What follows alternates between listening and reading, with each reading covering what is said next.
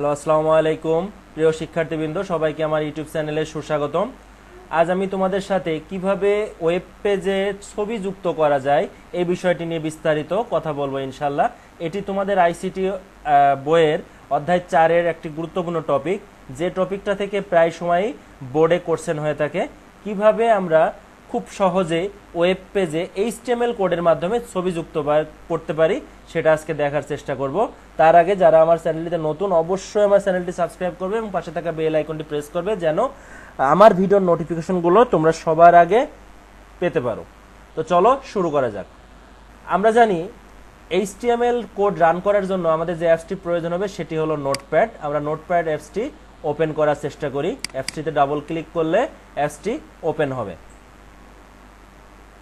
তো এবার আমি কোডটা লেখার আগে অবশ্যই ফাইলটাকে সেভ করে নিব। ফাইল, সেভ অ্যাজ, তারপর আমি এখান থেকে একটা নামে এটাকে সেভ করে নিব। এটা ইমেজ নাম দিয়ে সেভ করলাম।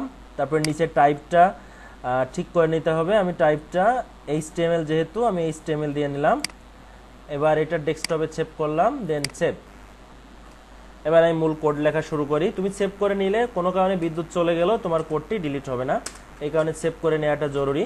প্রথমে এইচটিএমএল, তারপরে হেড। আমি টাইটেল হিসাবে এখানে ইউজ করব, আর যেহেতু আমি ইমেজের কাজ করছি ইমেজ কথাটা ইউজ করলাম। দেন টাইটেল ক্লোজ করতে হবে।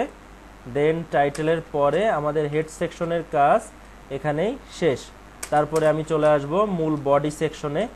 তোমরা ভালো করে জানো যে এইচটিএমএল এ কিছু ট্যাগ আছে যাদের কোনো ক্লোজিং ট্যাগ নেই। তার মধ্যে একটা অন্যতম হলো ইমেজ। ইমেজের কোনো ক্লোজিং থাকে না। তো লেখার নিয়ম হলো IMG SRC সমান ডাবল কোটেশন দিয়ে ইমেজের নাম। তো আমি ডেস্কটপে একটি ইমেজ রেখেছি বার্ড নামে, পাখির নামে একটা ইমেজ রেখেছি, বার্ড, BIRD, বার্ড নামে একটি ইমেজ সেভ করে রেখেছি। তোমরা যে ছবিটি যুক্ত করতে চাও সেটি সর্বপ্রথম তোমাদের ডেস্কটপে রেখে দিবে। তো bird.jpg, এরপরে আমি এটা শেষ করলাম। দেন আমি বডিটাকে ক্লোজ করে দিলাম। দেন আমি এইচটিএমএলটাকেও ক্লোজ করে দিলাম। তো এবার আমি কোডটাকে সেভ করলাম কন্ট্রোল-S দ্বারা। তারপর আমি ডেস্কটপে যেয়ে দেখি আমার এই নামে অলরেডি একটা ওয়েব পেজ তৈরি হয়ে গেছে। তো খেয়াল করো উপরের দিকে ইমেজ নামে একটি ওয়েব পেজ তৈরি আছে। তো এটাতে আমরা ডাবল ক্লিক করে দেখার চেষ্টা করি আমার পেজে ছবিটা যুক্ত আছে কিনা। তো খেয়াল করো আমি আগে বার্ড নামে একটা ছবি কিন্তু আমার এখানে রেখে দিয়েছি। তো একটু টাইম লাগবে।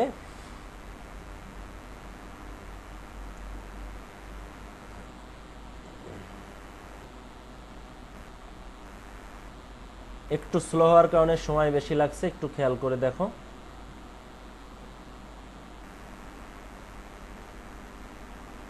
তো দেখো অলরেডি আমার এখানে ইমেজের যে টাইটেল দিয়েছিলাম ইমেজ, সেটি চলে এসেছে এবং একটা সম্পূর্ণ ইমেজ আমার পেজটিতে যুক্ত হয়ে গেছে, পাখির একটি ইমেজ।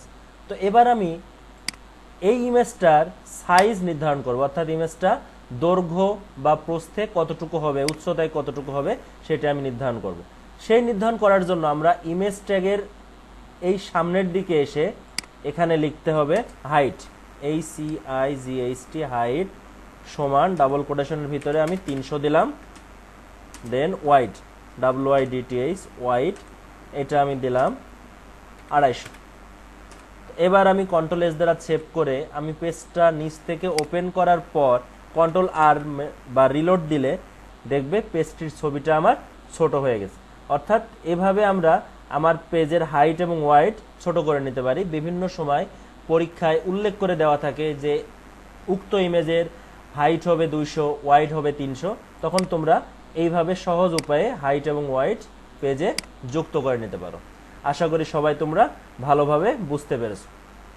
তো একাধিক ইমেজ যুক্ত করতে হলে নিচে আবার পুনরায় IMG SRC লিখে উপরের ন্যায় কোড লিখে আমার ডেস্কটপে bird1 নামে আর একটা ছবি সেভ করা আছে, আমি সেটা দিলাম bird1.jpg। তারপরে এটার হাইট ওয়াইড ঠিক করে দিই, তাহলে আমার ছবিটা ভালো হবে।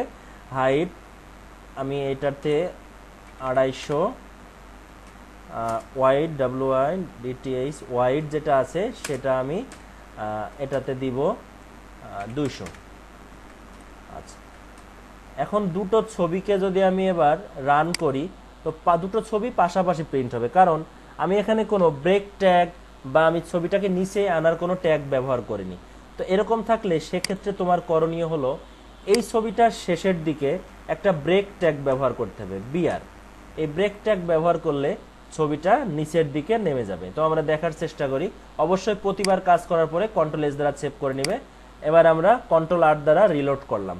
রিলোড করার সাথে সাথে দেখো ছবিটা নিচের দিকে চলে এসেছে, কিন্তু দুই ছবির মাঝে দেখো কোনো সাধারণ গ্যাপ নাই, দুটো ছবি যুক্ত হয়ে গেছে। এটাও তুমি দূর করতে পারবা। সেজন্য আবার নোটপ্যাডে যে এই ছবির প্রথম দিকে আরেকটা ব্রেক ট্যাগ তুমি যদি লাগিয়ে দাও, তাহলে কন্ট্রোল এস দ্বারা সেভ করো, কন্ট্রোল আর দ্বারা এটাকে রান করো। রান করলে এবার দেখতে পারবে ছবিটা মাঝে একটু ফাঁকা হয়ে গেছে। তো এভাবে খুব সহজে ইমেজের যাবতীয় কাজ তোমরা করতে পারবে। আমি পরবর্তী ভিডিওতে ইমেজ সম্বন্ধে কিছু সৃজনশীল প্রশ্ন সমাধান করে দেওয়ার চেষ্টা করবো ইনশাল্লাহ। সবাই ভালো থেকো। যারা আমার চ্যানেলটিতে নতুন অবশ্যই চ্যানেলটি সাবস্ক্রাইব করবে এবং নিয়মিত আমার ভিডিওগুলো দেখার চেষ্টা করবে।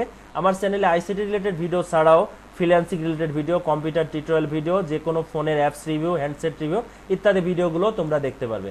অর্থাৎ আইসিটি রিলেটেড সমস্ত ভিডিও তোমরা এখানে সময় মতো বা নিয়মিত পেতে পারে। তো আমার চ্যানেলটি সবাই সাবস্ক্রাইব করে রেখো। আজ এ পর্যন্তই, ভালো থেকো সবাই।